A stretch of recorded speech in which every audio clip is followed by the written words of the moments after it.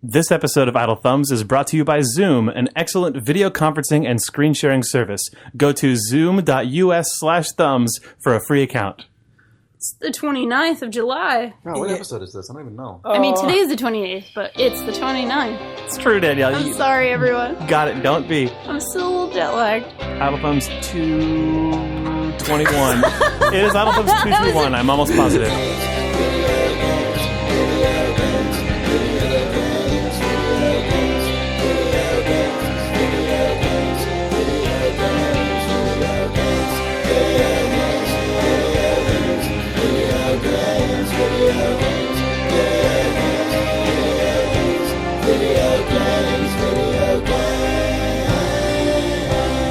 It's July 29th, 2015.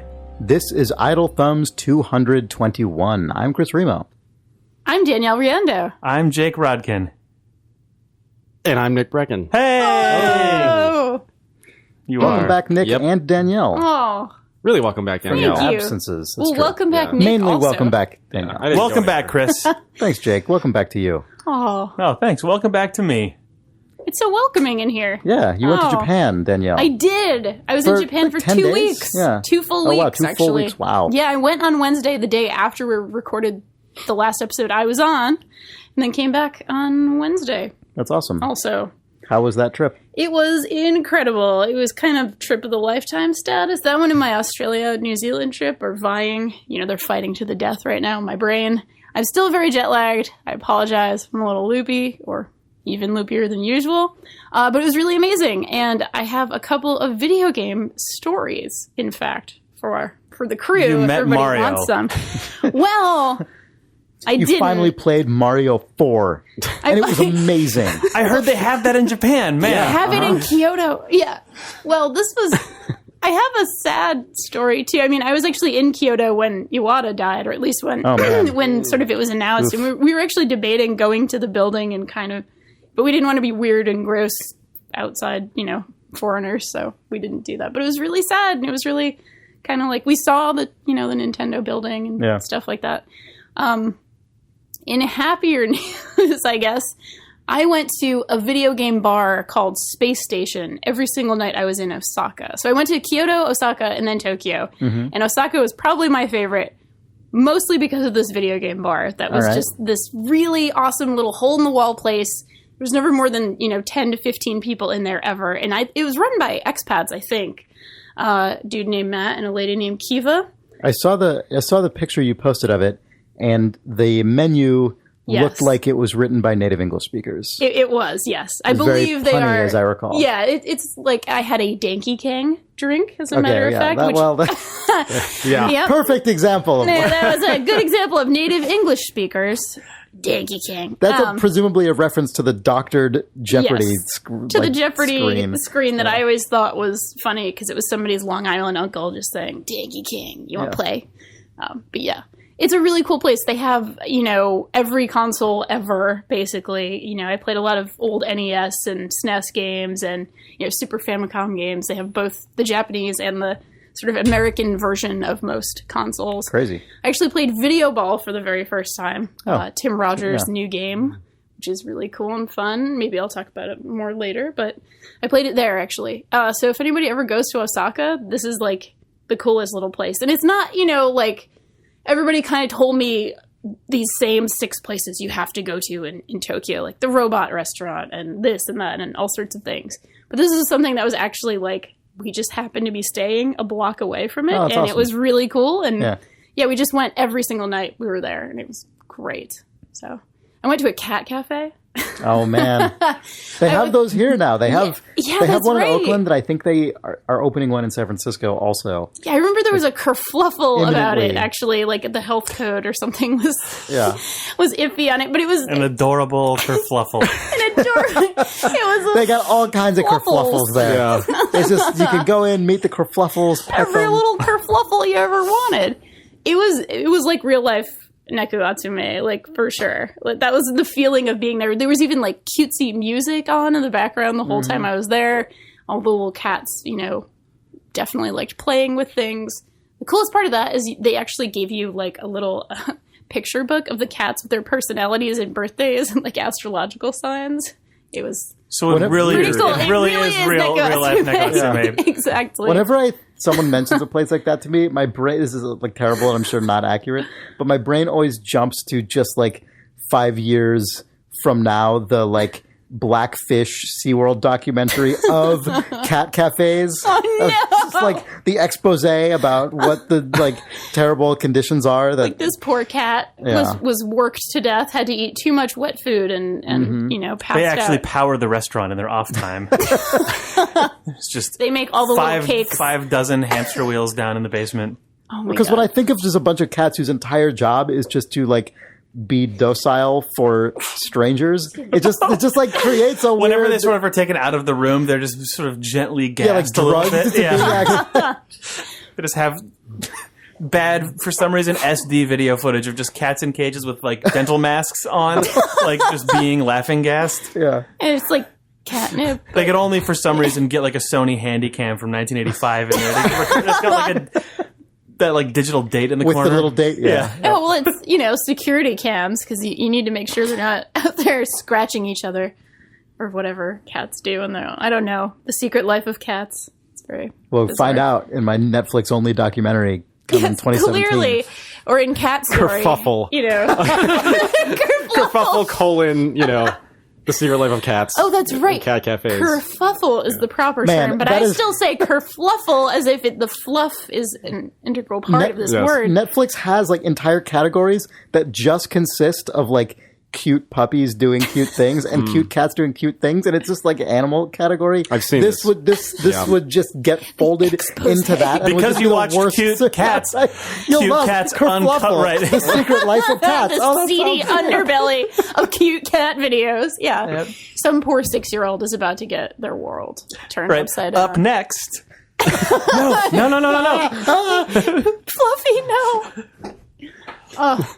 Well, that was So after pretty you cool. uncovered this expose, or Yes. after you uncovered this after secret after history. that, I have to say this has nothing to do with video games, but I will say this: I did a lot of running while I was in Japan, and I'm a cool. runner. Yeah. And there's definitely a little bit of as a vegetarian, I can't eat much of the food there, and like it was a little hard, and I don't really speak the language, so there was definitely a bit of like you feel like an outsider. At least I did, certainly. But every time I was kind of running, this is going to be the cheesiest thing, I'm sorry. But every time I was running like in a place with other people, I actually kind of felt like, yeah, these are my people. And the very last night I went to a running track in Yoyogi Park, and it was like hundreds of people, all these track clubs were running, and I just kind of stood there, and I went for a run, and I just kind of stood there and felt like, oh yes. The true universal I language feel at home, yes. is fitness. Is running. Yeah, basically. It was a really, really great trip, though. Amazing stuff. I did a lot of hiking. I biked through Kyoto. I did all this fun stuff. I probably took like 500 pictures and put half of them up on my Twitter feed. And my friend actually drew every day of the trip. She's an artist, and sort of she drew all of us on our adventures. Oh, and cool. stuff like that. So it's on Twitter if anybody's interested. But yeah, it was really, really great, and I'm happy to be back and rested, and still jet lagged, but mentally rested. That's sweet. So, do you want to talk about Videoball, which it sounds like you were playing while snuggling a cat in space? Yes, in space. In Japan. That's correct. Yes. So Videoball is a sort of a 2D sports kind of. Okay, A 2D I'll start sports over game. again.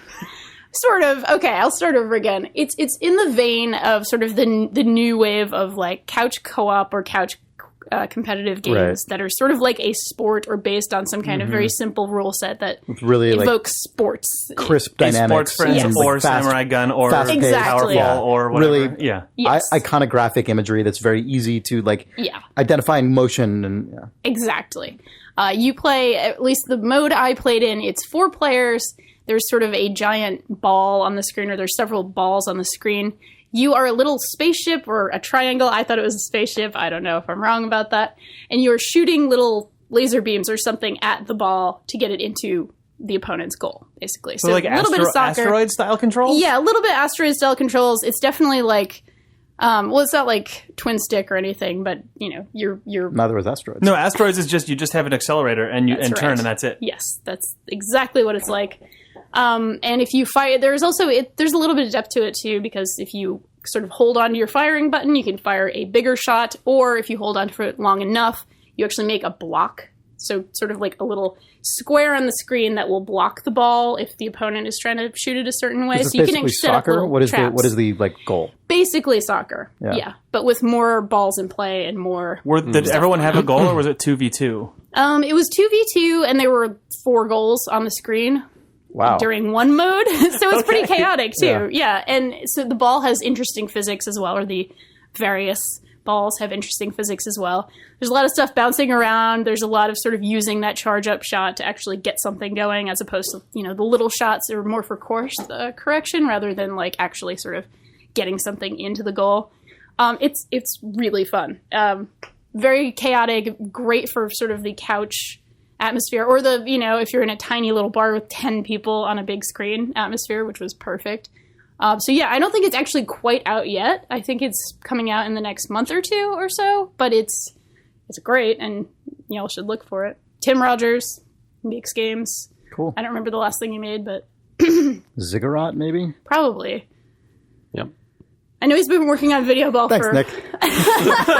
Correct. The guy in the corner of the bar. Yeah. Danky Kang. Would you like another Danky Kang? It was delicious. What does the Danky Kang have? It was banana liqueur, Of course. Kahlua, and some kind of soda, maybe Coke. It was actually delicious. It was a yummy drink. All right. If you like a very sweet. The 3 ingredients you described did not make it sound like a thing that is good. I'm sure it's good. Extremely sweet, but delicious. It was a good dessert. Like Donkey Kong. Like Donkey Kong. Like a Danky Kang. Sure. In that bar, I also played like old Kirby. I played GoldenEye 007, which really, really does not hold up. It's sad to say. That one is rough. And I played the original Mario Kart for the first time, which was super first time, fun. man! I love that game. Yeah, really I loved 64, and I played 64 as well, but I had never actually played the Super NES version, so it was They really cool. really established what that series was. They right sure here, did. There, they did, and it was good. Yeah, they sure did. Now that you've played the Super Nintendo Mario Kart, you finally understand, I'm sure, the musical allusion to the Super Nintendo Mario Kart title screen that occurs 3 minutes into the Mario Kart 8 title screen music. What? I'm sure everyone was wondering why the song changed Deep probably through the cut. main menu of Mario Kart 8, and now you know. It's the Super Nintendo song. Now I know. You learn these things when you go to Japan, I think. I think that's what you learn when you go to Japan, and then you come Or home. just if you're Jake. You learn them if you go to Japan or are Jake. Yeah. I just wanted to say that because I was so excited when I left the main menu on for too long that it played the original Mario really? Kart song. That's Yes. pretty It cool, plays the though. original. It plays The actual original It plays the file. main menu. It plays like a huge a new brass arrangement. instrumentation. Yeah. So there are no bird noises. There are no There's not like a MIDI samba whistle, Yeah. Oh, God. which is the official instrument of Mario Kart. Yeah. Oh, it sure is. Speaking of older games, and I won't go into too much of a tangent here, but worth noting, SGDQ is this week, and it's awesome. I don't know if any of you guys That is watch Summer that Games stuff. Done Quick. Summer Games Done Quick, the big marathon speed run for charity dealio. Cool. There have been some really cool runs so far. There was an amazing Metroid Prime 2 Echoes run today that was like mind-blowing. There's going to be a Zelda run without a sword. I think that's today. So I watched nobody will actually hear that one, but yeah. the most lackadaisically competent 100% run of Yoshi's Island. I watched 15 minutes of it, and the guy was just like, anyway, so I don't know. I used to be a lot more flashy, but it turns out that adds a little more time to what you do. So as it was just getting every star and completing every boss, but it was the least thrilling narration for what it was just the most solidly competent play of that game that I've ever seen. That's what it's like to watch. I mean, I'm sure a lot of games are like this, but watching really, really high-end Spelunky runs. Oh, sure. I guess just anything that you just have to do that many times. Yep, I'm just I don't know. Well, also so frequently it's like a German guy or something, or like a Dutch guy or something. Yeah. Anyway, it's not the best. Oh, here a teleport. Oh, could do this better. Meanwhile, everything's exploding. Guys flying through the air. Fucking shit's shooting him. Yeah. Well, I could shave 3 seconds. Oh, no. Yeah, that's always the end of it. It's just always no, anyway. It's really, as I've watched more and more of these, I get really excited for this. This is my twice yearly Christmas now. There's one in I watched winter, one in almost summer. all of last year's, I think. Yeah, I really eventually. like them. Yeah, they're sort of what I watch for, the next few months as I'm eating lunch randomly during the day. I'm like, I want to check out the Donkey Kong speedrun. Yeah. That Danky Kang delicious run. But I actually I've sort of started watching runners as opposed to games, and I found that makes a world of difference. Some people are really entertaining, and they're really into it. They're actually they're speedrunner personalities that you follow now? Exactly. Not a million by any means, but cool, I've started sort of watching certain people. There's a guy, Stiffity Bobo, who runs Banjo-Kazooie, and he always has... How appropriate. What an appropriate name. It's a great name. He himself is pretty chill, but he always has a team of commentators who are really funny, and they're explaining every... sort of every trick he's doing and oh man, that was really good. I really love it when that happens. There's a guy, Big John, who runs Super Mario Brothers 2, the Japanese version, who is just a really entertaining dude. And he's a bodybuilder outside of this and a hacker outside of this and just an entertaining guy who's always yep, here we go. Oh, that one was easy. And just kind of, he's fun to watch. He's fun to listen to. So there's a lot of cool people. I mean, on the other hand, there was someone who was kind of awful this year, and that run was actually taken down. And bummer. Yeah, it was a little rough, but for the most part, I mean, I can totally relate to the sort of finding a person to follow. I mean, Nick, when you and I were watching a lot of StarCraft, we definitely had the casters we liked, who we'd go out of our way to watch, and then the ones that we thought were garbage we made fun of. So. We definitely did, Chris. Without naming any names whatsoever. We sure did. Man, good segue here. Yeah. No, I wanted to segue into this as well because I unexpectedly played a ton of Rocket League Me this too. week. And then I mentioned to Chris that I played that, and then Chris started playing That is a different take on video game soccer. Exactly. In some ways, a more straighthtforward take, I suppose, although you play as a car. I mean, it's more literal, but it's also it's a completely different kind of game because it's 3D and big. And the thing I wanted to say about Rocket League that I think is really interesting to me. Explain just what it is. Is what Rocket League is. Yes. You play as it's a car. It's sort of like an indoor soccer-sized arena, small soccer arena, 3D. You're in third person behind, over the shoulder cam of a car, and you're playing as Rush or something. Yeah, I guess so. Yeah, sure. Not too far. It's more like Halo, driving a Halo car. That's what it's like. It's like driving it's kind of like the distance and kind of perspective of driving a Warthog in Halo. The camera is not quite like it because it follows the ball, at least by default. So yeah, but it has that floaty feeling and that kind of the distance where it behaves like just like a toy car. It's sort of just a very acceleration is not an important aspect of this game, really. I mean, what do you mean by that? You sort of lock into speeds more than you have the feeling of the wheels sort of digging into the ground. You know what I mean? It's a more floaty kind of you say go forward and your car just goes forward. Basically, right? And so a lot of the game is about boosts. Yeah, although I have found that I have had to... Okay, so you still didn't explain what it actually is. Yeah, I want to get to it. So it's a soccer game. So you play 1-on-1, 2-on-2, or 3-on-3. There's a 4-on-4 mode, but it's called Chaos, which is kind of just insane because of the size of the arena. That's just what I've been doing. You've only been playing Chaos? That was the default. When I just said play online, that was what was selected. So you have to check the thing. That's the only thing I've played. Oh, well, this will be interesting then, because I want to talk about sort of the nuances of it, and you can talk about your experience of playing the batshit crazy version of this. Okay, yeah. So the standard I thought that's just what the game was. Oh, no. The standard is 3-on-3, and actually I've found that 2-on-2 is kind of the ideal for me because it's more tactically interesting. That is a different game. I already know. Yes. Yeah. So yeah, the game starts with the ball in the center of the field, and whatever, it's like Mario Kart. There's a countdown, and then everybody runs to the middle of the field and kicks the ball. Drives. They drive to the middle of the field and they run with boost their to the ball. The whole game is hitting the ball with your car and trying to knock it into a fixed goal. And a really interesting thing about it to me. This is so funny. I thought we were going to talk about this, and I think what you're going to probably describe is something totally different. To me, what's really cool about this game is that all of the aspects of soccer or whatever, English football, or I guess the world international football. Association football, yes. Yeah, or soccer for short. Whatever. Or football. It's true. All the aspects of the game are reflected in the little moments within this game. I actually think this game is the best soccer game that's ever been made. Okay, so I was gonna. That's it. You said exactly what I was gonna say. Okay, like so that was what I was. That was my impression. I was gonna come in and say. Okay, well, so you should almost to the word. Play the standard one though, because it's the chaos. Sure. The chaos is a little less nuanced because it's just chaos. But can you take dives and like whine? So basically, your actions in this game extend. Your actions in this game extend to grab your ankle. I whine a lot, so yes.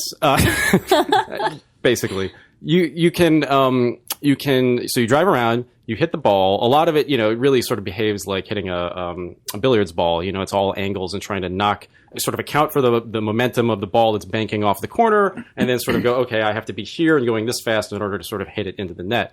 But there's also a jump, and the jump adds this whole crazy dynamic to the game, where essentially, because the ball will often get popped up, if two cars, for instance, are racing to the ball and hit it at the same time, the ball will just sort of by force of physics just get rifled up into the top of the arena, and you can jump like headers, and the way that like if you ever watch like soccer on television, these guys kick it like 70 yards or something, and then the ball lands, and they're always like 2 or 3 players standing around waiting for the ball to come down, and then they jump and they try and head it over there. And like they have these, very precise, like kind of little moments. All those moments are reflected in this game. It's amazing. Yes, I completely agree. There's just people waiting under the ball. You can see it. It's like way up in the air. There's like a little marker on the ground that shows you where it's going to be, but also, the camera sort of tracks the ball. So you're also just kind of looking up at it. And then everybody jumps and tries to head it. And a lot of these, headers are kind of just little moments where you're just trying to move it, inch the ball forward. But then the arena is slightly curved, and the walls go way up in the air. And so what ends up happening, and there's no out of bounds or anything. And that's actually one of the few things that doesn't quite reflect. But so a lot of the actual gameplay results in sort of getting the ball into the corner, and this is more like hockey in some ways, and sort of the scrums in the corner of the arena, and then trying to force the ball and get an actual like cross. Like there's actual strategy where like your teammate will sort of dive to the middle of the or the corner, try to get the ball across, and then you just wait patiently in the middle of the arena for try and receive the pass, basically. Well, yeah, or just sort of waiting for the ball to get squeezed out at all. And right. And then you can also play goalie because you can jump, and you're this stupid little car, and there's this huge goal, but because you can jump and because there's like a mega boost thing, so there are all these little like power ups around the field. And the thing I like about it actually is that they're all just boosts. There's no like, there's like a bomb power up. It's all just the one thing, which is that if you run over one, you get sort of like a 10% added to your boost meter. Is it that you can bank and then use it? Yes, exactly. Okay. Some of them, there are like 6 in the corners and in midfield that will give you the full boost. Which if you watch 1v1 players, they're just ridiculous because they just know exactly when to grab that thing, and then they always have this crazy boost.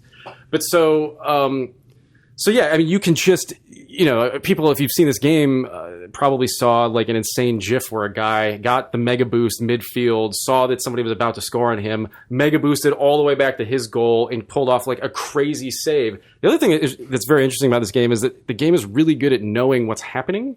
I don't know if you noticed this, Chris, but like the if you make like a save or if you clear the ball, it rewards you with points, and it's really intelligent about assists, knowing what all of these things are. And I find very infrequently does it ever get it wrong. And that's very rare in games. The only like thing this. is that it doesn't ever award own goals. I think in the case of an own goal, it will credit it to the last opposing team member who touched the ball. That's fair. I think that's fine. Mm-hmm. Yes, in terms of tracking stuff, the best feeling I ever had in this game, like. I mean, so, eventually you score goals, and that's very exciting. But the most exciting moment I ever had is when the game identified that I had a shot on goal. It didn't go in because it was blocked. Mm-hmm. But the fact that the game because like when you watch soccer, that is such an exciting, like that's the moment when like, someone from the team you're rooting for has a shot on goal. And even if it's blocked, it's like, it's still a really like big moment. It's like, oh man, okay, that was like almost it. And the first time I got that, which was definitely before I ever got a full actual goal, I didn't know the game was going to track that, and I didn't even know that my shot was going to be, accurate. And that feedback was like amazing. And so, to what you were saying about this feeling like the best soccer game you've played, it's definitely not the most accurate, like aggregate picture of soccer in terms of like tactics and the whole field and position, actual real goalies and things like that. But you're totally right that it is, at least in my experience, my limited experience, the best simulation of what it feels like to imagine yourself in the moments that happen when you're watching soccer. So that is the thing that is like amazing about it. This is the weird thing I wanted to say is that I played soccer as a kid, and I will have this recurring dream where I'm playing soccer the way that a dog dreams about like chasing a deer. Like I will actually like about once a month, I'm like on a field, like running around, like scoring goals. And I'm just so happy when I'm having this dream. Like clearly there's part of my brain that's like living, it just like reliving the fantasy. Yeah, it just misses the feeling of like being on the field. And like when I started playing this game, I like was so happy that I could like play soccer again. It was so pathetic, but like it was really strange. But like, yeah, when you play FIFA, it doesn't simulate like if a ball gets kicked to you, there's no tactile feeling of receiving the ball or like having like when you go to kick a ball, you just tap a button. There's nothing that makes it actually feel like playing soccer. But when you go for a header in this game and like miss.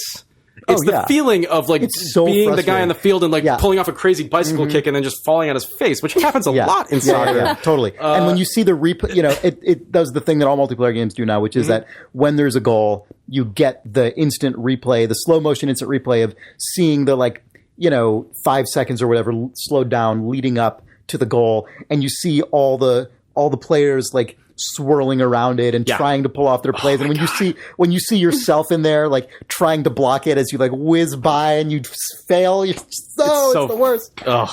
Or, like the sort of more petty version of it of your teammate scoring a goal right after you like just failed to. And then, but that stuff just feels so potent and so powerful. And yeah, in terms of what you say about the tactile feeling of the header and so on, like there are little training modes that you can go into and say just like practice, the jump boost shots and so on. And like that's, it's all physics driven. So you can, as you jump, depending on what direction you're holding on the left stick, you will like fling forward or and spin, do like a front flip essentially in the air, or you will just do a straight jump where you just kind of soar through the air as though you were just ramped your car, ramped your car off a ramp. And that's all physics driven in terms of how you fly through the air and interact with the ball.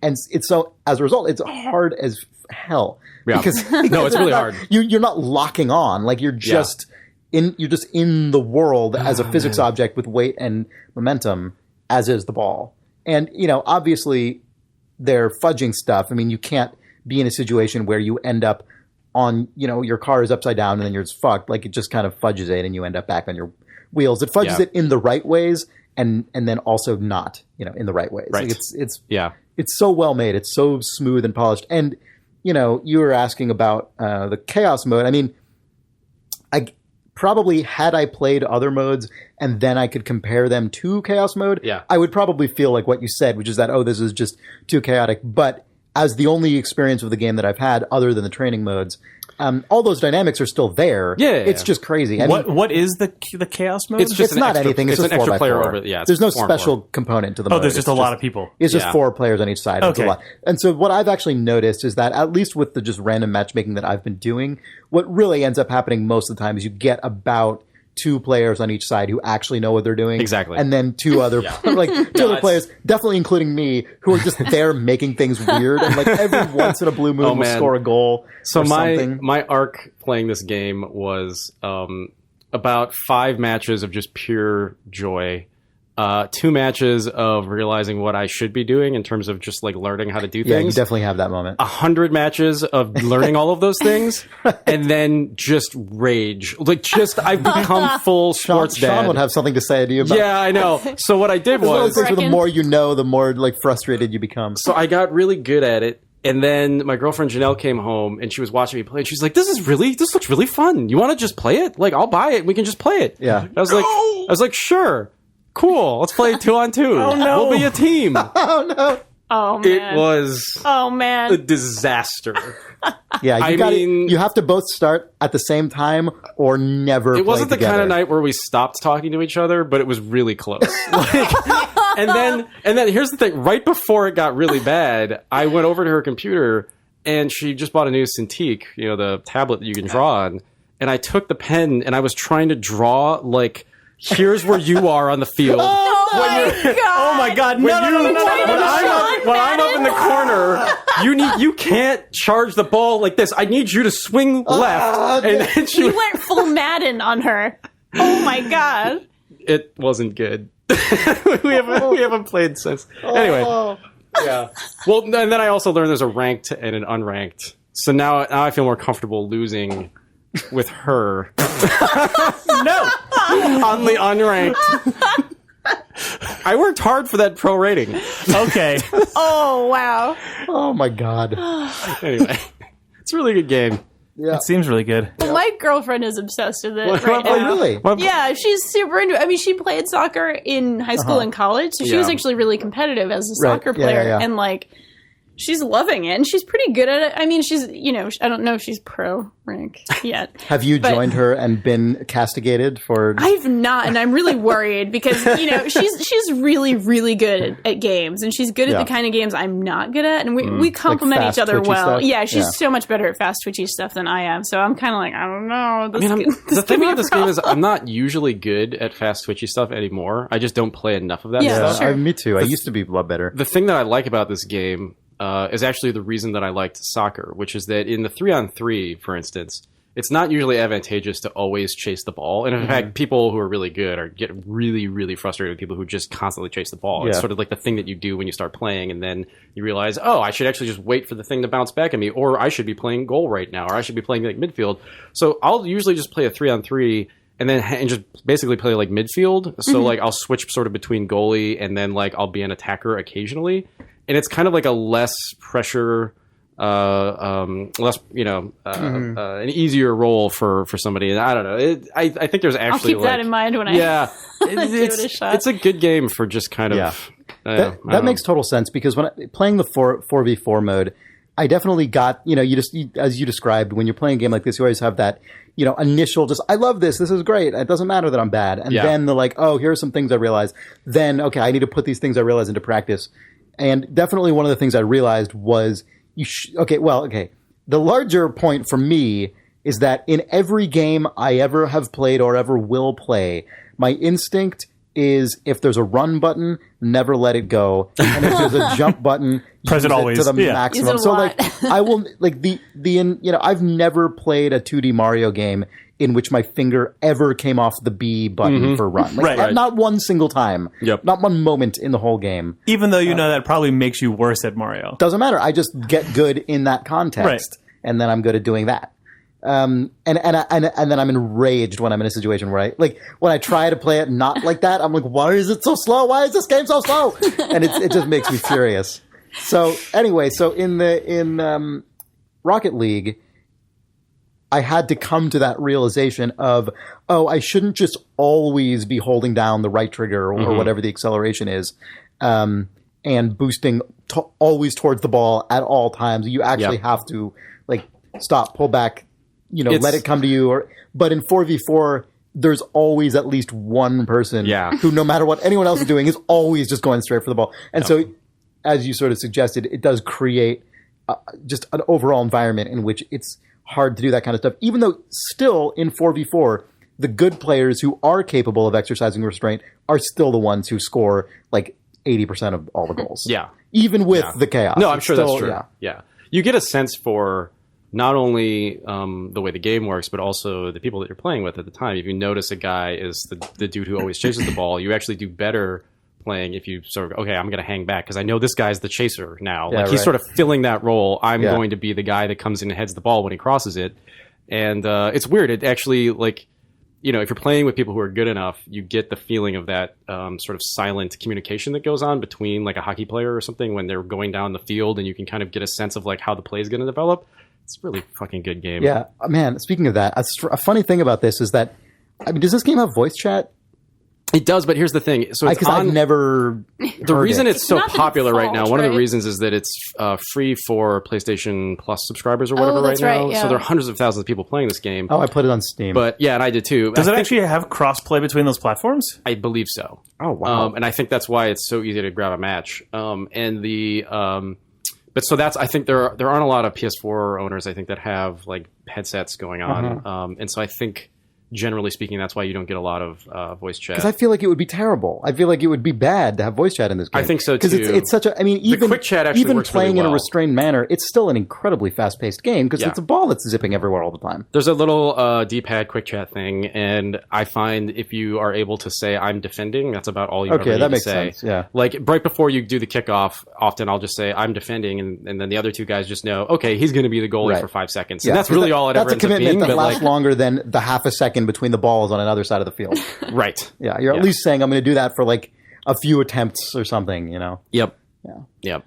Anyway. That's really cool. And I just looked, and it is just to confirm, it is totally crossplay between. Yeah, that's PC awesome. and PS4. I didn't realize. That's really Yeah. cool. Yeah, it's a huge user base. I think guess they're they gonna do it very keep seamlessly because I never had to even notice that or know. That's awesome. Yeah. I just think it's really cool that it's a game about little rocket-powered cars that gets at the feeling of soccer better than most soccer games. Like, there's something really interesting and cool about it's an amazing combination of two things I love, which is, one, like, watching soccer and sort of vicariously feeling those sort of key moments, you know, like the skirmishes and the shots and, like, just, I mean, all the things, obviously, that people who... just... The big arcadey moments of soccer and like and then also just driving floaty video game cars around. Like, I just love that shit. I love Burnout. I love Halo Warthogs. I love, you know, I talked to last week maybe or the week before about Rocket Race, the old Halo 3 and Halo Reach game mode that is like, it's not like soccer, but it's similar in that you're using sort of exaggerated video game car physics in order to do a thing that in real life is just done on foot. You know, or on a bike or whatever. But like that kind of thing is just very fun and enjoyable to me because it allows me to combine my enjoyment of fast sort of reflex based stuff without becoming like so technical that I'm just hopeless for all time. Yeah, no, I it's really refreshing to play a game that is somewhat nuanced, but also doesn't have 1,000 classes or like power-ups or the fact that they restrain themselves and just said, nope, it's just the boost. There isn't like a fucking like thing that you can get that allows you to do whatever. I mean, if you have like the full boost and you run into a guy like right when you get the full boost going, he'll blow up, but it's really... He responds like instantly. It's kind of the equivalent of like a slide tackle where you take the guy out of the play for like 2 seconds. But the fact that that's it really makes this game for me, because if there's anything more than that, I feel like I'd be a little turned off because there's enough like crazy... choose your car build. I totally agree. And they have that, but it's all cosmetic. It's all totally cosmetic. Right, yeah. Mike, thank God. There's two colors. There's orange and blue. Yeah. And my orange car is like a pink car with pink highlights with an American flag and shoots pink smoke out of the back of it. Perfect. So that's and a fireman hat. Yeah. That's not his hats. That's excellent. Because it's on Steam. Pink America. But yeah, I have a wizard hat anyway. What you were saying about sort of nuance. The thing I guess all the stuff you were saying.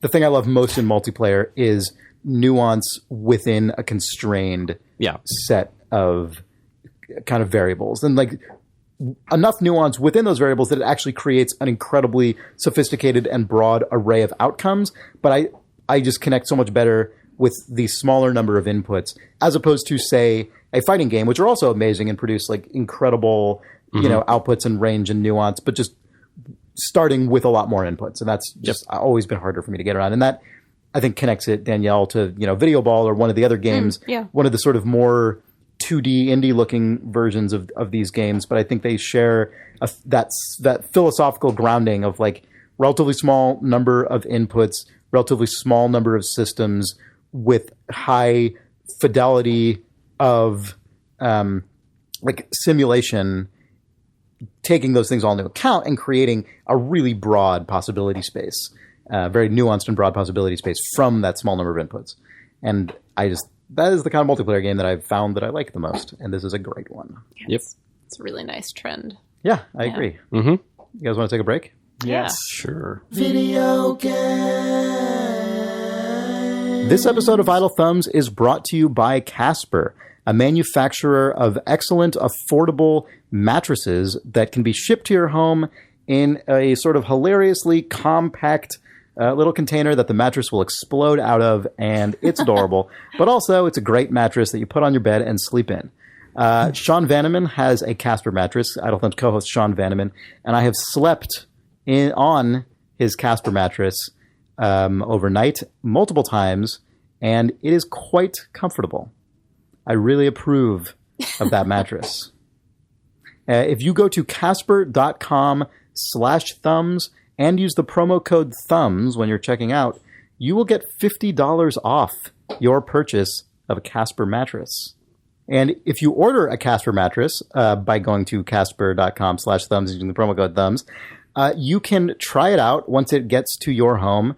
And for 100 days, just see if you like it. And if you don't, you can return it and get your money back. Super easy. You'll probably like it, though, because they're good. Casper.com/thumbs and use the promo code thumbs for $50 off. Cool. It is cool. It's Casper. Fuck you. You sleep on them. You sleep on them. I was trying to think of a good 2 thumbs up joke, but there's no, 2 spines up. That's Ugh. like Mortal Kombat or something. It's just no good. 2 spines Rip out someone's spine playing a video game and comfortably rested on a Casper mattress. Oh, yeah.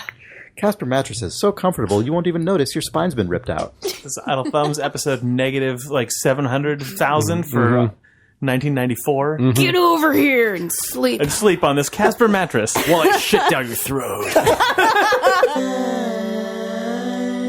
Are you guys ready to be back? I'm ready. I'm ready to be back like I'm the 4th game in a series that came out in the same year with Five Nights at Freddy's 4. Oh, shit. I've never played a Five Nights at Freddy's. So I played the original. Okay. That is my context. So this game... Okay, I'm going to be the fucking lame dad here. What the hell is Five Nights at Freddy's? Did you ever play Night Trap? I mean, a good old Sega, I Sega didn't, CD. but I'm aware of it. You know what that is? You're aware of the controversy. I mean, I'm just aware that it was Night a Trap, hilarious ba-da-boo-boo-boo. FMV game where a lady is murdered, maybe? I don't even know. There's a bit of that in Night Trap. Well, okay, Five Nights at I'm Freddy's... even more of a dad. Didn't Even play Night Trap. Who the fuck played Night Trap? Probably a dad, actually. Probably some dads out there. A dad played it at 11:30. At night. Yeah, exactly. Yeah, Right, exactly. yeah, And he yeah. just wanted to see... I if- hear that this game, my kid's got that console. Yeah. Night Trap purchased while wearing really awkward clothes. Cash paid by dad. wearing awkward baseball cap from his high school days. Yep.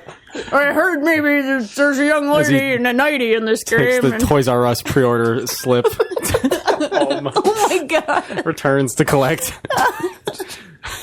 So a dad brings his kid to Toys R Us to buy an RC car, and then it's like, yeah, keep playing with those. Sidles over to the game zone.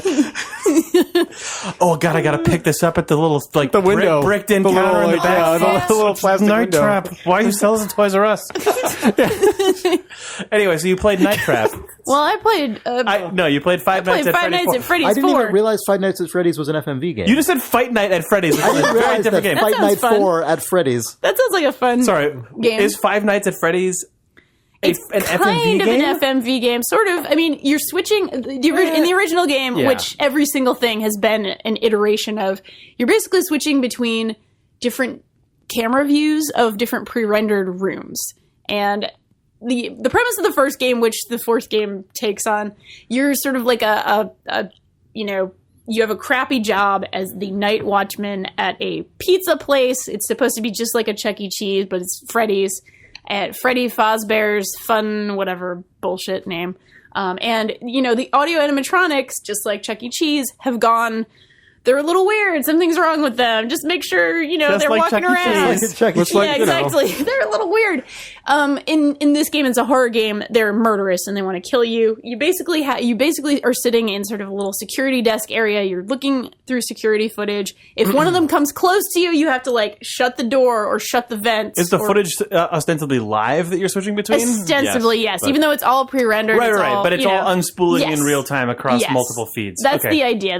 I played the first two. Well, I didn't play the third one, and then I just played the fourth one, which The came out this doors, week. the doors have a power meter, right? Yes. So you can't just keep them closed because You can only then keep all them the power closed runs sometimes. out. Yeah. So you gotta open you up have those to doors keep track. sometimes. So there's sort of Yeah. like a plate spinning element to Yes. this. Got and it. then if you failed, a jump scare happens. Yes. and that's it the whole actually- game. Sounds good to me. It's the whole thing. It was a viral sensation because this stuff is fun to watch. Why do Tumblr teens love Five Nights at Freddy's? This is a really deep BuzzFeed.com. question. It's a really deep question. I imagine it's why people like Slender games and stuff. Yeah, because there's a scary I'm thing. not it's fun to denigrating it. I'm watch just people- saying it's become an unusually huge scenario specifically. I mean, Remember- phenomenon. I know that it's big in general, but it seems particularly big in a way that few games are among teens. Do you remember? Do you absolutely. remember when you were a High teen, school Chris? age teens.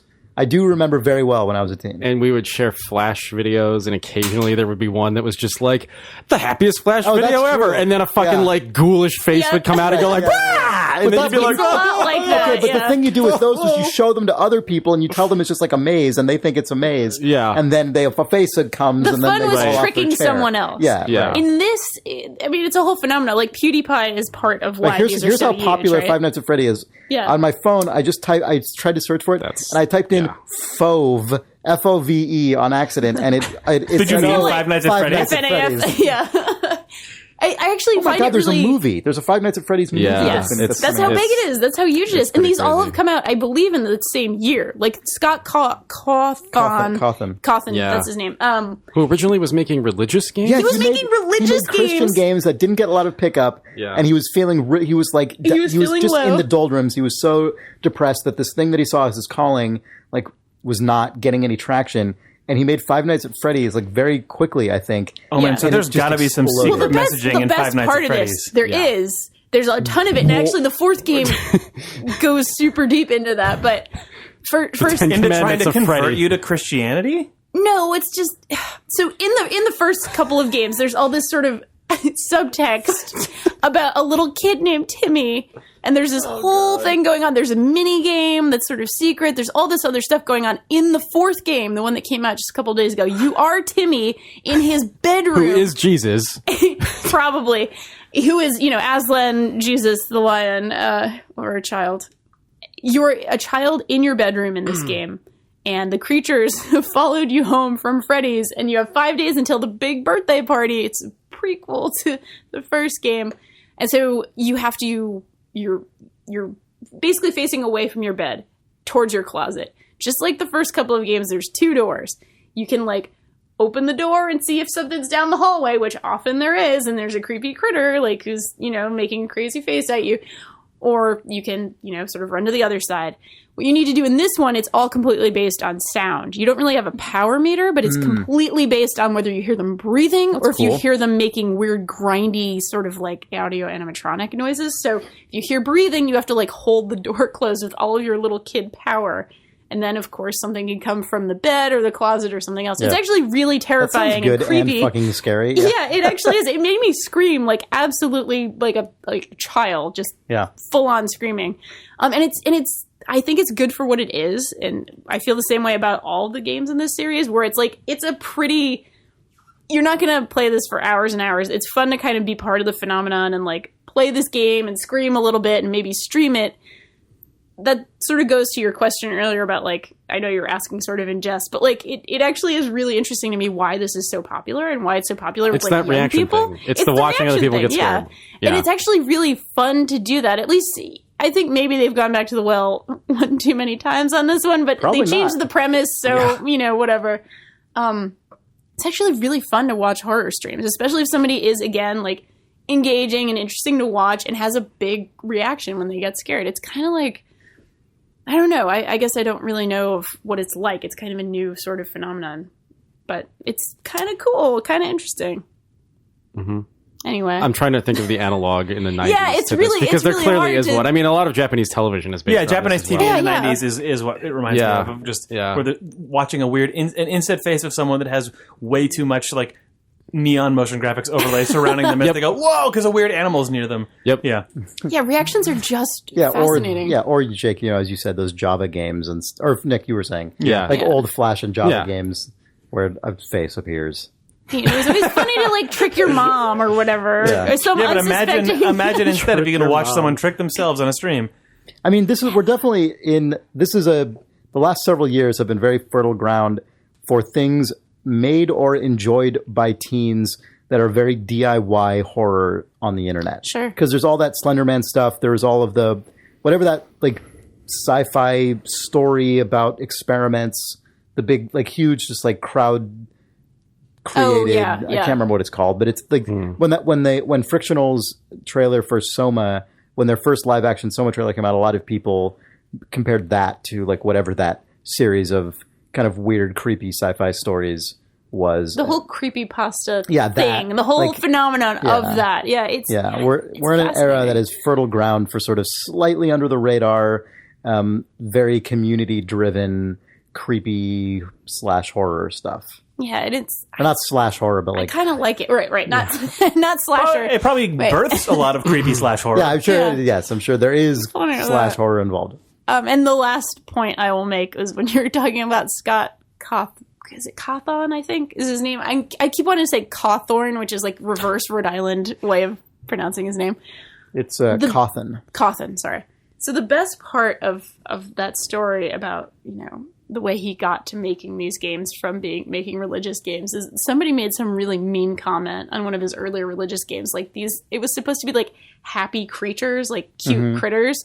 They were supposed to be, happy and fun, and somebody said they were really creepy and really terrified them. And I think this could be apocryphal, but it is perfect. And I read it somewhere that like he was so disturbed by that, and he's like, "Fine, I'm just gonna make a horror game out of these things." And that was sort of like where it began.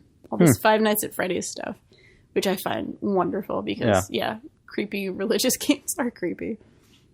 Probably not in the way that person meant, though. They probably just but so how is the fourth one unintentionally creepy? How is it religious? I still want to maybe I missed. I don't think these are explicitly religious. Yeah, they're not really explicitly religious, but there's a whole lot of Easter eggs and fan theories, and this whole this is something Patricia has written about a lot, and I would send you towards Kotaku for some of her her writing on this stuff. But it is also fascinating, and the whole thing about Timmy, who's the child at the center of this, is like, there's probably some symbolism there, but I have not actually beaten this game. I get really frustrated. They are super repetitive games. And if you don't kind of get the pattern perfectly, it can just be really annoying to have a creepy rabbit jumping out at you every 5 minutes. I gotta say real quick, sorry. It was really rude of me to just by default assume this guy was making things that were going to try to convert you to Christianity. So I'm gonna back off that because that was actually just totally unacceptable of me. Sorry.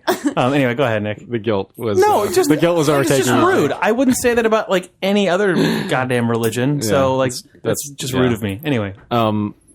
It seems like a lot of these sort of small horror experiments in games are built on repetition at this point. It seems like the PT demo, all these things are sort of designed specifically for these very small, super tiny scoped things that are just meant to be consumed over and over and over again. It's the same scare every time, but it's coming because it's the same scare every time. Therefore, it makes it sort of compounds you know what I mean? It's very different than... Compounds the shareability of it almost. It's different than a haunted house or sort of different than a horror film where those are linear sort of experiences. Watching a horror film, you sort of, I guess unless you've seen it before, it's just a thing that just runs and then it ends. But these things are just, it's the same thing over and over. The same 5 minutes, but also this it's variable is slightly different this time. Yeah. I mean, that's almost like the Saw series or something, though. Yeah, I suppose. I mean, those are movies. Those are movies that end, but I don't know if they're still making them, but for a while they're making them every year, and it's like this is Saw and Paranormal Activity is an even more extreme evolution of that, I think. But yeah. Who else has a game? So you played more Fallout. Oh man, Chris. Fallout. So I had a weird thing I wanted to say about my vault. Yeah, do it. Maybe before you sort of continue your saga. Are you still playing Fallout Shelter? I am. I'm still playing Fallout Shelter. I don't know why. Because there's nothing left to do. I have superhumans just in my vault. Oh man, really? What is your what's the sort of picture of your vault? I'm insanely rich. Everyone's a superhuman god, and they have nothing to do. There's just nothing more to do. I send them all out to bring back tens of thousands of caps. You've actually maybe played more of this game than I have. Then maybe, I don't know. I mean, you definitely have. If you're. I mean, I'm nearing the point at which all of my entire base is maxed out. It's not entirely maxed out, but I have at least 30 guys who are pretty close to maxed out that are just constantly bringing back just tens of thousands of caps. There's really nothing left to do, except that I turned it on 2 nights ago, and everyone in my base was randomly irradiated. to the point at which sometimes. what is that? I don't really know why sometimes. It was really strange. Yeah. I just, everyone had the frowny face, and they all were complaining about having radiation sickness. And then you have to individually click on 200 different people and heal them all that happened to me last with week. pouches of like radiation. One by one, administering them X or whatever. 2 doses of the thing usually. Yeah, 2. Yeah. 2. Oof. And Times 200. Yeah. This is when the Vault Overseer just goes, 2? What? 2? I have to do this? Can't somebody else do this? Like, what? I gotta sit here and do this? Come on. Like, it just... All the hospital room does is, like, make the serum that you then... Why aren't they going to the hospital? Yeah. Why do I have to do it? I have to do everything. It's fun and tactile for players. I think they're actually... So the update that's coming out, I think they have, like, a thing that's going to just run around and do all this shit Oh, automatically. yeah, I'm looking forward to the update. Mr. Because I Handy think dude. probably about the time the update comes out is going to be when I've maxed the things. Are you like literally coming up on actually No, maxing? I'm not. I mean, I'm impressed, Nick, that you have gotten that far, because I have a lot of people who, out of the SPECIA, out of the 7 stats, Yeah. I have a lot of people with like 3 to 5 of their stats fully maxed, and then the other one's pretty low down. The funny thing about my base is that just about everyone who's actually working an important job, when it comes, in terms of like power, water, food, actual jobs that sustain the base, almost none of them are superhumans. They're all basically normal people with normal stats. This is already depressing. Yeah. Oh. Yeah. So No, this is kind of the way mine You developed. have like as a well. worker class, like and class. they're all really high level, because the way that you actually level up is by doing a job or by going out into the wasteland. But going to one of the training rooms that just trains your stats doesn't level you up. So I have this like base full of like level 1 gods, people who are like, all their stats are fucking pumped. And I've just started interpreting that as basically age. Like all these just like young fucking like superhumans, and then the like old like level 40 kind of like, I'm just good at water purification, and that's it. That's my job. And they're not even maxed in that stat. They're just like 7 out of 10 or whatever, and they're like, I'm pretty good at it. Meanwhile, there's like this slowly developing super race who's going to steal all of their jobs. Because I don't rotate people in and out of those. I'm like, the people who are in the training rooms, your job is to just become perfect. And so I have this like, I'm basically the most intense like shift manager who's ever existed on Earth, because I have to like, every time one of them maxes out a stat, I have to find another like slot to put them in a different training room that is for one of the stats that they haven't maxed yet. And it's like, okay, and I have to shuffle them all around. And every time I open the game, like the vast majority of my time is spent just like shuffling people around and painstakingly making sure that they're all like in the optimal room that will raise the stat that they need the most. And they're all just slowly inching towards being totally like physically and mentally at their absolute possible max.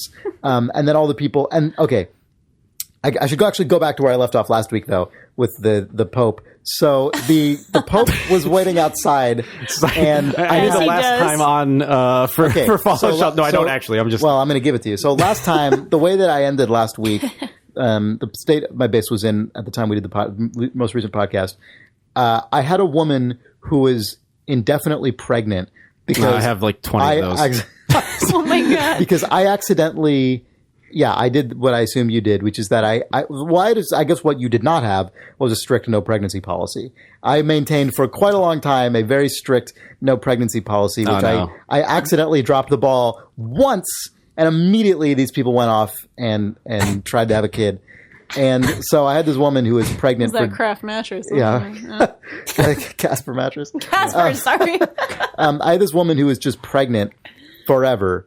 And then separately, there was a Pope guy in a Pope hat outside who wanted to get let in behind the 3 other people who've been trying to get in my base. I got that guy too. Forever. Not the Pope, but and so what I finally did after talking through it on the podcast last week was I took my 2 shittiest people, my lowest level crappiest people, and I put them into a disused water purification plant, and I just started fires until they were dead. Oh my god! And the absolute Holy fuck. Well, so I had considered this. well, so Even I, Chris, Even Nick could didn't not do bring it. myself. Well, in my case, I would have to take 20 pregnant ladies and somehow deal with that. You cannot. Pregnant ladies. They That's can't true. They die. run away. There's no way to deal with them. die. yeah, it's Yeah. true. They Whereas can't Chris do will it. happily baby wall to the shittiest adults. Shitty dudes. Actually, I think I might have their names in my phone. I might Oh my god. but I I'm sure you have their files somewhere on your desk. You fucking twiddle away drinking your Nuka-Cola. Conspiring against your... Watching on the security camera as they burn silently. Yeah, it was Sandra Snow and Juan Taylor, and I picked them because they were the unhappiest people in my base. And I was like, Fuck off! and I was like, if you're not gonna my be God. fucking, You should have pleased picked with the this- happiest, best people and been like, you guys did it. You lived the dream. Flames. No, those people bring up my average. Oh my god. So these, so. Never put Chris Remo in charge of any humans. So Sandra Snow and Juan Taylor were burned, and what was crazy about it is that the instant, like the fucking split second that Juan Taylor, who was the first to die, died, the second he died, the baby was born. Yeah. like my just God. popped out, like the thing popped up. Of course, that So baby was cinematic. Life for Yeah, a life. of course, that baby was instantly named Nick Breckon. Oh my god. Yeah. Nick Breckon, born to Kayla Boyd and David Boyd. And Interesting choice for a name. I like it. Yeah. It's Yep. unorthodox, but I appreciate it. he kind of looks like Nick. He kind of looks like Nick Breckon. Here's what the little baby looks Yeah, like. actually. It's got that very Kind of got your eyes there. clean cut hair that Nick Breckon. Yeah. Kind of. The Nick Breckon Those glasses. Yeah. So that happened, and then I let the Pope in. Other 3 people are still out there waiting. And what was crazy is that as soon as I let the Pope in, one of my people came back from the vault with another Pope hat. So now I have like Pope and anti-Pope both in my base there. And that gave me the idea of like the next thing I'm going to do with my base. So I'd already sort of embarked on a program to just like get rid of all my shitty weapons. So like any weapon whose minimum damage is lower than 7, I'm just like, it's gone. Sold it, hate it. It's the Not next good Sandra enough. Snow. And then I realized like I could do the same thing with clothing. And so I'm like, if I have a base full of like incredibly intelligent, incredibly strong, incredibly perceptive, charismatic people, I want them to all look really good as well. So I am disposing of my any God. clothing that is not formal wear, professional wear, or leisure wear.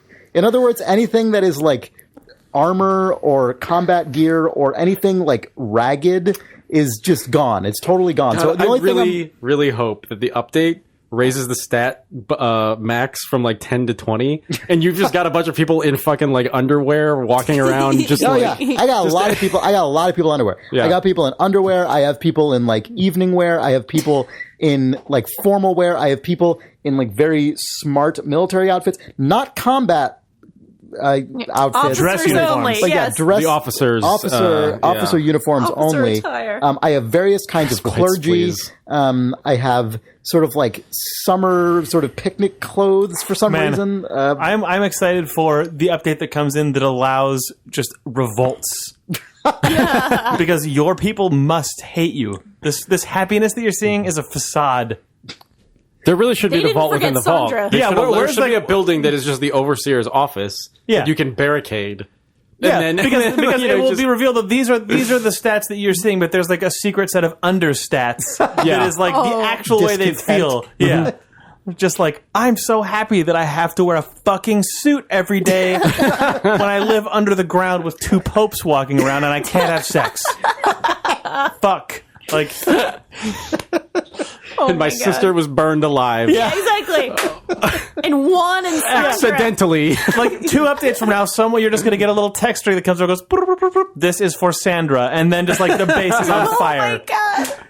Yeah, this is like that Twilight Zone You open it up, episode. there's everyone is gone, and there's just a tiny, like 32 by 32 pixel sprite of a hole. Yeah. Like a poster falls down, and everyone has like Shawshank Redemption to themselves into a second other base, and then you are just burned. My gosh. Yeah, it's like the Twilight Zone episode where it's the little boy who's the evil monster he can read your mind, so you have to think happy thoughts the whole time. Yeah, the camera just zooms out from Fallout Shelter to reveal that Fallout Shelter is just a security camera that the overseer is watching. Then the camera pans left and you have to close the door. It's Five Nights at Freddy's. Five Nights at Freddy's 5. Just people like fucking raiding your goddamn thing in the night. And They're all wearing suits. If you see everyone start funneling out of your base towards your office, and then the camera just whips around, and you can look at your Fallout Shelter, or you can look at your Five Nights at Freddy's and your energy doors. meter now just is used for the doors. Just down. And your food and water is just the amount of food and water you have like underneath your desk to hold out against the horde of like insane irradiated Wizard Jam 2 needed officers. right now. Officers and evening wear. Yep. Clad people. People in underwear and suits, just popes. Anyway. So that's what's going on in my base. Seems good. Yeah. Business as usual. Do you guys want to read mail? Oh no, Nick's got to talk about things. So this was an intense robot news week. That's true. it sure was. This was. Robot Newsweek is the magazine choice of robots. So this week was the Robot Newsweek was the magazine that was founded to warn us, but was quickly co-opted and just became the leading source of news for robots everywhere. So I actually this was a really strange week for me because it was actually the week where I sort of grew up with Terminator. We have been joking about robot news for 2 years. It hit you finally. This was the week where it hit me on an animal level, where I actually spent 3-4 hours one night reading research about all this stuff and actually becoming really scared. This was the week where I seriously just tipped over the edge of all of this. Okay, so I'm actually not up to date on robot news because I had a ridiculous week. So what is the robot news? So this week, there was a Reddit AMA with Stephen Hawking that was announced a couple of weeks ago. He's going to go on Reddit. There are going to be 7 days of questions specifically about the dangers of artificial intelligence. Right, because he's been the cheerleader. He's been AI will destroy us for a while. Yeah. So this week, Elon Musk, Steve Wozniak, and Hawking urge ban on warfare AI and autonomous weapons. And so this is an open letter with, I think, them and 1,000 leading experts calling for a ban on military AI development and autonomous weapons. This will go entirely ignored. The letter states AI technology has reached a point where the deployment of autonomous weapons is practically, if not legally feasible, within years, not decades. And the stakes are high. Autonomous weapons have been described as the third revolution in warfare after gunpowder and nuclear arms. The authors argue that AI can be used to make the battlefield a safer place, but that offensive weapons that operate on their own would lower the threshold of going to battle and result in a greater loss of human life. The end point of this technological trajectory is obvious. Autonomous weapons will become the Kalashnikovs of tomorrow. The key question for humanity today is whether to start a global AI arms race or to prevent it from starting, said the authors. Now, I read this, which is scary enough, and then I sat there and read stuff by this guy. Oh, crap, I just forgot his name already. Right at the second I was going to talk about him. His name is Nick, starts with a B, but in any case, Bostrom, Nick Bostrom. Okay. Nick Breckon. He wrote about it on a blog called Nick Breckon. You're on a live journal. The Breckoning. There's this guy, Nick Bostrom. He's been writing about this stuff for years. And I guess I didn't know enough about really what the singularity implied, or even just kind of the basic concepts that are sort of lead up to that moment. It's fucking terrifying. Basically, I just hadn't, the weight of it hadn't hit me, but the idea that in the span of time in which we've existed, there are, chimp level intelligence, and then there's human level intelligence, and then there's Einstein, and those, on a graph, those bars are actually really, compared to the superintelligence of a potential AI, are so far away from what that thing is that basically the ramifications of that theory that there could be a singularity where an AI would just start learning at an exponential rate and become something else, that thing would just basically be to what a bear thinks of us. They just we'd have no comprehension of what this thing is. It would be like an alien landing. We just wouldn't know what to do with it. It would just take over instantly. Motivation just becomes it's like the the person in the 2D world trying to grasp 3D, or the person in the 3D world trying to grasp 4D. Yeah. Because you can see that movement is happening, and you can see cause and effect, and if I annoy it, it does a thing, but any of the motivations going on are fucking beyond you. Yeah. I guess it was just the idea that this could happen within a a couple decades, probably. Like that now they're kind of saying like probably in a couple of decades, maybe a little longer, maybe a little shorter, but like, probably right around then. That's so well within my lifetime. The idea that just this thing, like, it's not Terminator because we don't know what it's going to do, but the fact that we don't know is even scarier. The fact that it could just be like a god could just be birthed on Earth. Like, there were all these examples of like, based on sort of the core programming behind these sort of algorithms that are going to be developed, like Deep Wave, Google Deep Wave or whatever, Deep Dream. Deep Dream, yeah. Sort of the basic function of the thing could actually end up being what it ultimately aspires to do. So, like, if it aspires to affix eyeballs to all JPEGs. But like, if it was really good at, I think this was a Nick Bostrom thing, but like he said, if you design an AI, for instance, to be really good at developing paper clips, the nightmare scenario would be that because that is its directive, like the first thing it does is kill every human on the planet because it knows the most efficient way to do this is just get rid of all this stuff. And then now let's just transform the Earth into this huge fucking factory for making paper clips. And we'll send like probes to asteroids and strip mine the asteroids and just like basically just do all this crazy shit. And then the end result of it is that there's just the most banal AI thing in the world. There's just a bunch of like the moon is just filled with paper clips, and that's the fucking future. God. What an amazing like. Just like decayed society to discover. I'm sure that like I have not read enough sci-fi to hit that, right. But the like the war, like the interstellar the probe that just slowly slides like, past the planet, like just filled with fucking. Yeah, you're just like, oh my god, it's just like those office grabby things to pinch like 70 pieces of paper together. Like, but all that exists. All of the human legacy. It's beautiful. There was another example that was something along the lines of a program that was written to be like a customer service robot. And so it was learning about like, human diction. And so they allow it to connect to the internet to sort of, pull off every word that's ever been written and then know humans better. But that the first thing that was ever like, that it ever latched onto was the company motto, which was like, our customers come first. And then this thing just kills every human, but then like reprints our customers come first everywhere. It's just like, oh my God. Oh my God. Anyway. I lost my mind this week, and it was terrifying. Man, that definitely happens by way of like the fucking GM cars inexplicably having their like two-way internet connection connected to the brakes and shit. Like that's definitely the sort of back door through which this stuff accidentally happens. It's like, why is everything connected? Why are things that shouldn't be connected connected? That is what our downfall will be. The other scariest thing that I hadn't really considered is true. Is that the idea that basically the span of time it will take to like birth an AI that is of a human level of intelligence is whatever, a set number of years, like 20 years. The time it will take for that level of AI to develop into something that we can't even comprehend could be like days. It could be like 4 days, because once you've developed an AI that can learn and teach itself things, it will just like exponentially it was just basically just Terminator. Which when you think about it is insane, because you'll just wake up on a Monday and they'll say, we got this thing, it's kind of doing some stuff, and then 4 days later everything is just a fucking chaotic mess and the world is crumbling. The world is because over. The second you allow it to access the internet, it's just all over. Like it's just fucking done. You check the news one day and Chris Crawford has finally shipped his game. 4 days later, humanity is erased. Oh man. Did you guys hear that Derek Smart was making some noise about that space game? Yeah, Derek Smart is... Remember that time earlier where you were talking about wanting to make a fake news day that was like 15 years in the past? Yeah, Derek Smart wrote a whole thing about Chris Roberts' game. What is it called? Robert Space Industries game. Yeah. Star Citizen. Star Citizen. Yeah. Wait, Derek Smart is now talking about Star Citizen? Yeah, Derek Smart up in arms about it. Because he was like, Derek Smart's annoyed about something?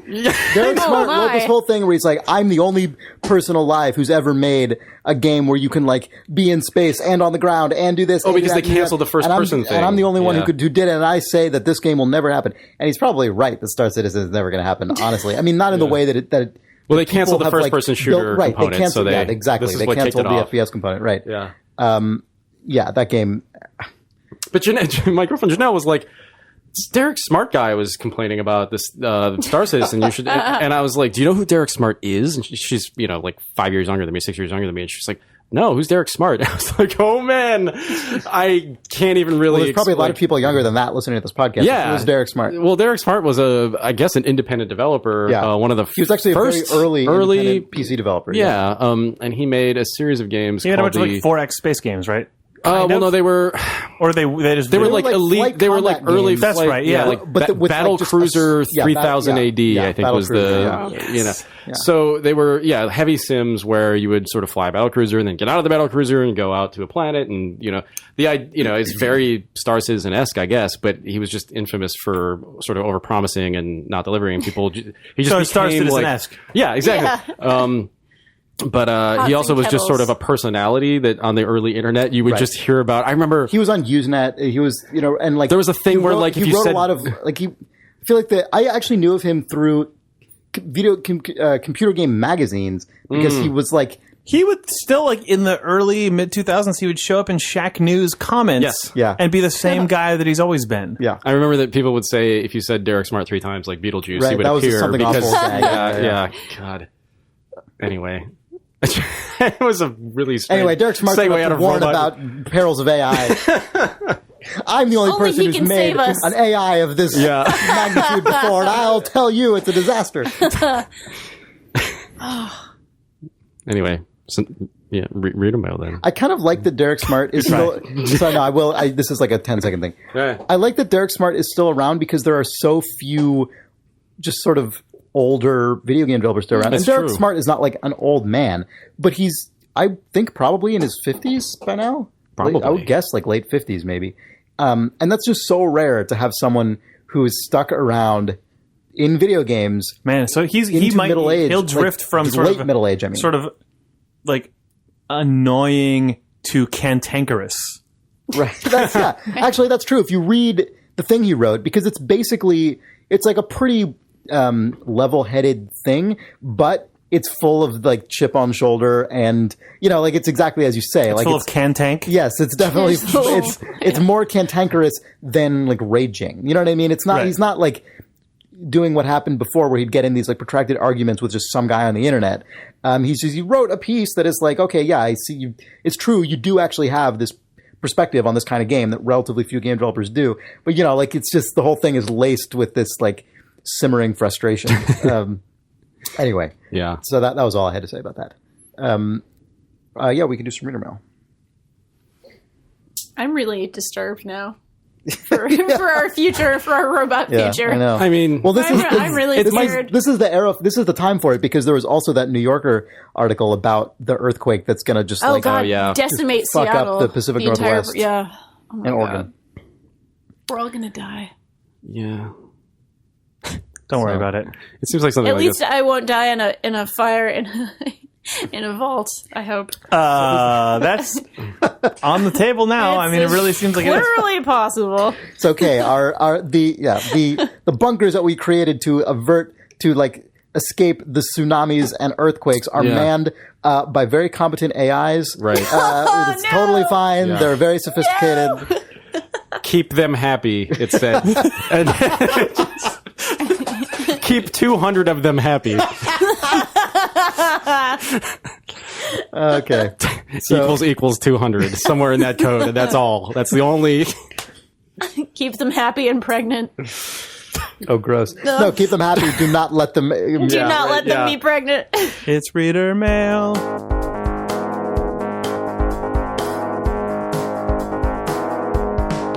It's reader mail. It's reader mail. It's reader mail. It's reader mail. It's reader mail. All right, so here's some reader mail. Jennifer Bailey writes, "Who is Nick Breckon?" Oh, he's a baby in Chris's base. Yeah. Vault Dweller number 201. Very happy baby. Hi, Thumbs. I'm a new fan of your show. I've skipped around and listened to about 15 recent-ish episodes so far. I enjoy your enthusiasm, excitement, and positive attitude about video games, which was surprisingly lacking in a bunch of other podcasts I sampled. Take that. This sounds a little bit dumb as I'm writing it, but you often refer to or joke about Nick Breckon. And I was wondering if you could recommend some past episodes he's hosted to get me up to speed. Are there any classic Nick Breckon episodes? Anyway, thanks for all you put into the show. I'm really enjoying it, Jennifer. Man, there are some classic Nick Breckon episodes, and it's really hard for me to remember which ones they are. But, like, I would say if you're a long time Idle Thumbs listener and you have a favorite Nick Breckon episode or You're moment, an idiot. you can go to actually just send us an email at questions@idlethumbs.net and Subject Nick Breckon. yeah, and this is a great tie-in to another thing that we don't mention enough, which is that if there's a particular moment you want to mention, you can find it probably more easily than you otherwise would be able to by going to our YouTube channel, which is youtube.com/idlevideos, which is manned by the inexhaustible and extremely competent Johnny Driggs, a listener who's been creating our YouTube, who's been maintaining our YouTube channel for a couple of years now.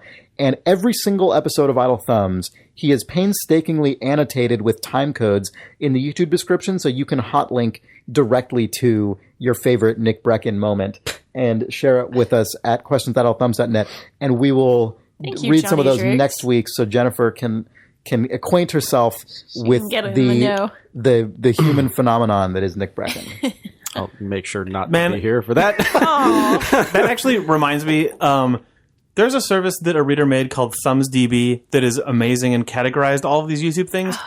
And then I got some emails from someone, and I did not respond to them, who had done a bunch of cleanup work to it. And I'm really sorry. And if you're still out there listening to the podcast, please write me now because I will respond to you. I like he put a ton of work into it, and it was like super feature plussed. And then I was just like in the middle of Firewatch prep for GDC and didn't write him back, and I felt like a big butthole. So I'm sorry. Please talk to me. Call me. Please call me. I might have just called you and you picked up the phone and All right, so Mitch Sickler writes, guns taped to drones. I was listening to last week's episode, and during the robot news segment, you discussed guns being taped to drones and how in a year this would be on CSI. Well, the CW show iZombie beat them to the punch. In episode 9 of the first season, which aired earlier this year, a dude is found dead at a paintball range, and they determined by the trajectory that the bullet must have come from fairly high up, in a copse of trees close by. Instead, it turned out to be a drone holding a gun hovering in the air, so the trajectory was off. Obviously, we can conclude from this that robots will kill us all and make it look like snipers in the trees did it. Anyway, the show's fun and has some well-written dialogue if you're looking for something light to watch. I'm a little embarrassed that this is my first write-in, but oh well, thanks for the great pod, Mitch. You know, I saw a couple episodes of iZombie, and it is actually a show run by Rob Thomas, who created Veronica Mars. So, based on a graphic novel, I think. Ooh. What were you going to say, Nick? I saw a drone race on the internet. There's a whole drone racing thing. But then somebody... I saw a drone race to murder someone. Well, so they strap on like a heads up, it's not like Oculus Rift, but it's some kind of glass solution that gives them a video feed of the forward camera on the drones. And so it's these guys is cyberpunk as fuck. There are these guys with drone racers wearing goggles that show the drone's eyes. They're sitting there with Xbox controllers, and they have the fucking like X-Files glasses on, and they're just flying, in first person these super fast drones through like pilot wings loops. Fortunately, we are entering both the Terminator future and the cyberpunk resistance future, where we also now have the army of people who have the robots that will fight the robots. Where it's just like bring those guys in, and then it's like 6 guys come and open up huge VR troopers. I mean, they're huge, just like basically blockbuster briefcases, and then they're like, or like the fucking evil hoverboard in Back to the Future 2 comes flying out, and then they put their glasses on and send those guys into the crevices of the factory that the robots have taken over to make paper clips. Yeah. We don't want Kyle Reese and John Connor. We need those guys. We need fucking drone racers. Yeah. Man, I rewatched... hold on. They are clearly fucking flying those drones in because that's the only place where there's a conduit that they can plug in to jack into the cybernet. Obviously, those drones have a little, like, R2-D2. They just have a USB-C port, let's be honest, which then plugs in. Yeah. And then they're in, and the goggles transform into just a virtual world. Although I did want to point out that I was reading a YouTube comment or something, and this guy said, which is hilarious to me because often when Chris talks about... well, in any case, I'm not going to mention that. But wait, what? Well, no, I think this is hilarious. But it might offend some people. I don't know. I don't know if I want to speak on your behalf. When you talk about and you say, in any case, edit that out. That face. But I did want to edit that out. But what I did want to say was, clap, clap, clap, clap, clap, clap, clap. For me, keep this in the podcast. What I did want to say is that there was a comment on the video that was hilarious to me where the guy said, I've been like flying remote controlled airplanes for years. We've never called them drones. Why are they drones now? Like they're just RC so planes. Like what is this drone shit? I've like wondered where that terminology came from and why it is so. Yeah, it's very like a quadcopter is definitely different than a classic RC plane, but it's not that much different than an RC helicopter. Yeah. And people call them drones, and I think it's actually fucked up because it conflates the stupid thing that a guy in the park is flying with Obama murdering people with a fucking missile. Yeah. I hate it. I absolutely hate it. Well, except that you can also put a gun on your quadcopter. Yeah, but it's still like... I know. They're just... It makes... Different worlds. They're not like... Yeah. It just turns belittling into the a concept, universal fear of a stupid thing that can fly. I'm like, that's kind of justified, but one of them is actually... One of them is a weapon, fucking a firing legitimate missiles weapon. into the house of someone, and one of them is a guy in the park taking a creepy picture of you, maybe, admittedly. Right, but it's probably not Obama degrees. just unilaterally murdering people. Yeah. It's just different. Man, sorry, Danielle, when you were mentioning like John Connor and whatever, Sarah and I rewatched the original Terminator recently, which I hadn't seen for several years. We did that recently too. Oh, really? Yeah. That is a brutal, bleak, It's pretty dark movie. That is so different than all the other Terminator movies, which are like basic. I mean, they're like violent, but they're kind of just like goofy and fun and cartoony. Even the second one, like, is pretty over the top. Yeah. The first one is just a fucking robot, just like a war walking movie, around, murdering people, just spraying the bullets cop station, at everyone. the police station sequence is the sort of epitome of that, right? Well, I actually think the like dance club sequence. That's because probably it's just worse, unarmed Terrifying, civilians, actually. just like under machine gun fire. Yeah. It's crazy. Yeah, Like, but I mean, I find it weird that like his catchphrase "I'll be back" is actually associated with a moment where he drives through a wall and just murders 30 people. Like it's like, "Oh, I'll be back." It's funny, and it's just like, no, that's the thing he said before he went on a rampage and murdered like 1 billion people. Yep. That whole movie is so much more of just a study of what a murderous robot would be like. I mean, that's true. Yeah. It's fucking Terminator. Yep. But just like, I have to kill Sarah Connor. I will go through the phone book and methodically One by murder one, every kill single all Sarah person who has Connors. that name until they're gone. Yep. Then paper clips. Yes. And then make paper clips out of her bones. Yeah. Well, even the flash forwards to the future, like those sequences are so much more bleak in that. Than Everything about that movie is bleak. And by the way, I liked it. Like, it was good. Yeah. But partially because it was so unrelenting and like uncompromising in that bleakness, it's crazy. Also, the hero dies. I mean, yeah, it's God, Terminator spoilers. 1984. The other funny thing spoilers. about seeing that is a reminder that all those movies have the same plot. Because they're time travel plots, they're all the same thing, which is fine. I'm not like complaining, it's fine. But like, it is an odd They thing to all think end about. with someone giving the thumbs up as they fall into lava. All right, let's see what other kind of reader mail we have here. what other genre? Jenna Hull writes, Kid Pics. Hey, Thumbs. Yeah. After spaff stories about school computer floppy disks, many of us on the forums were talking about our own experiences with school computers. How much affection for Macs and Apple was spawned in our generation off of Kid Pics in the computer lab? Jenna. Some. The thing that was funny to me about this is that when people... Okay, so here's another plug, I guess, for not a Thumbs-related thing. Auto forums, they're great. It's a good place to go and hang out with people and talk about stuff. Danielle, I know you were enjoying them recently. Yeah. Very much so. When I saw Kid Pics being mentioned, this is like one of the most idiotic, stupid things I've ever had to say on this podcast.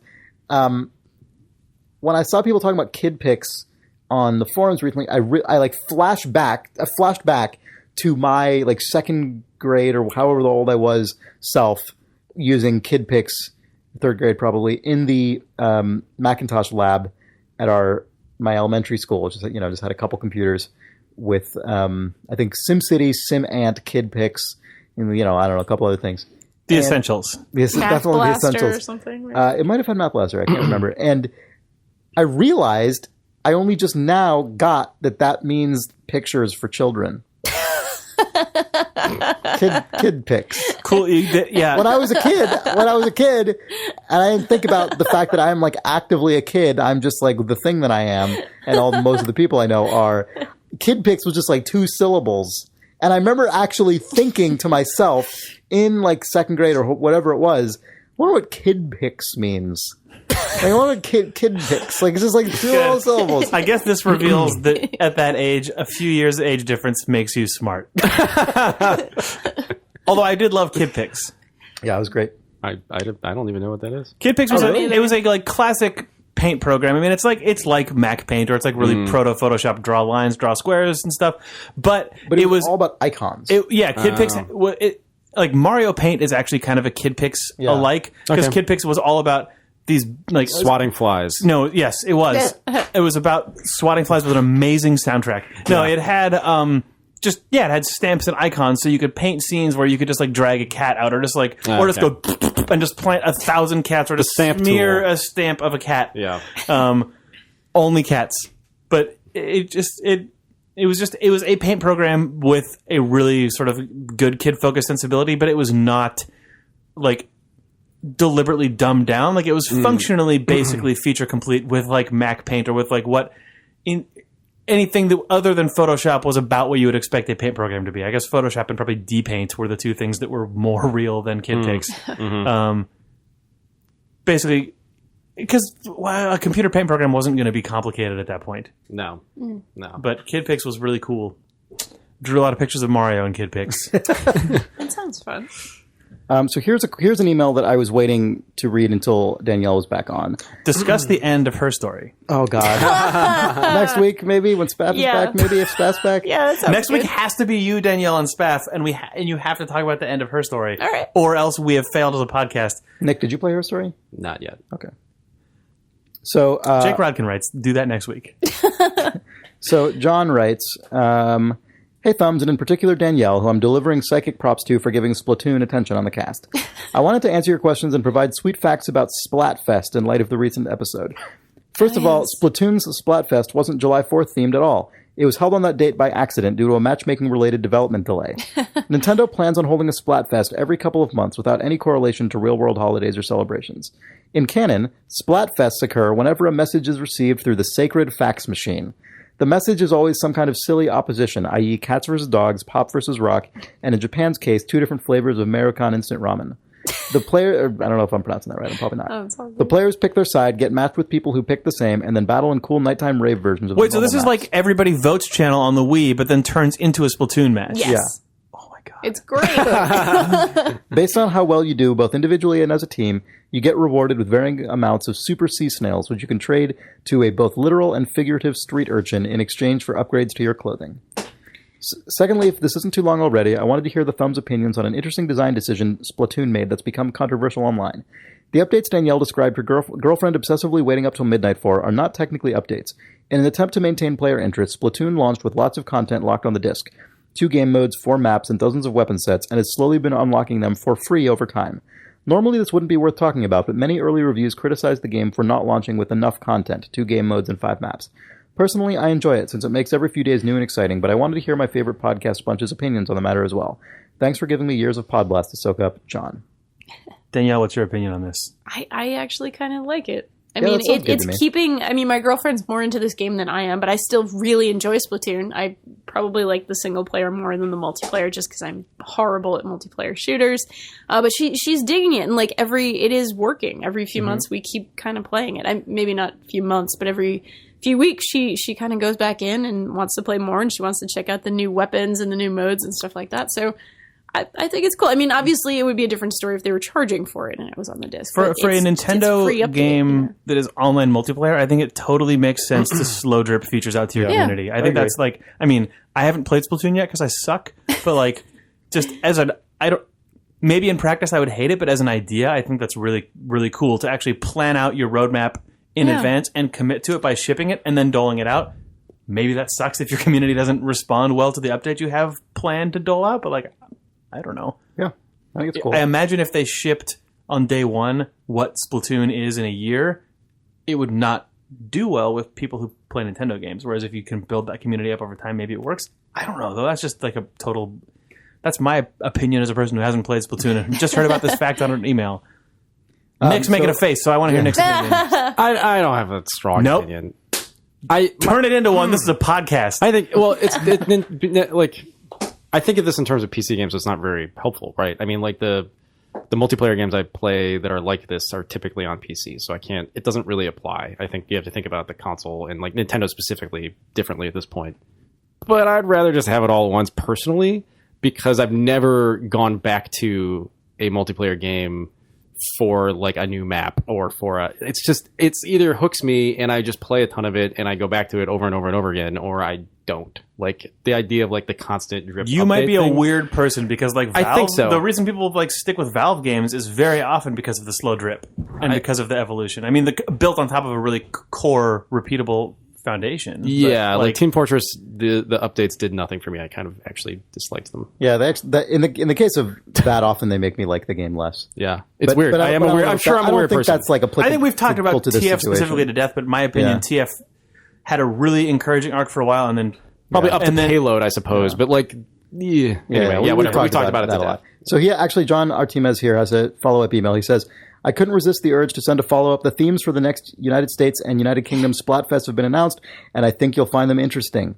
U.S. Roller coasters versus water slides. Oh. UK.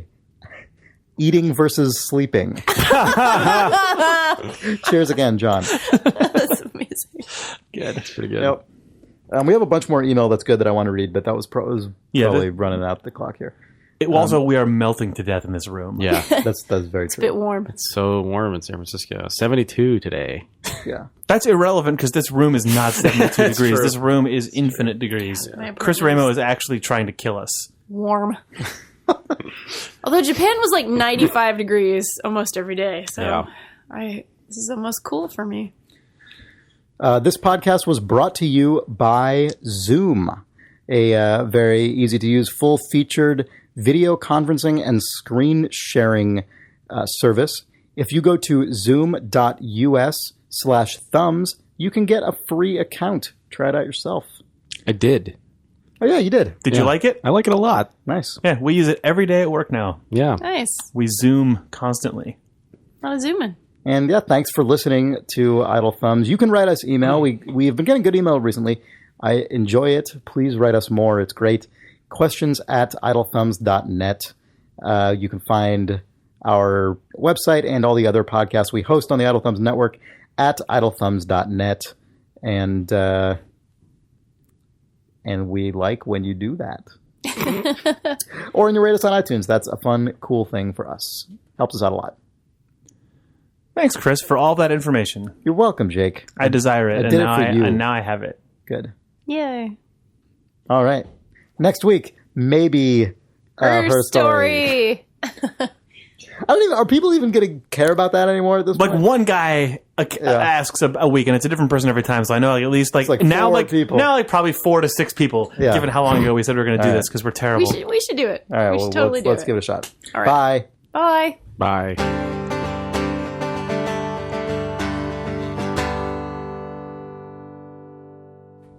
I'm not going to say bye.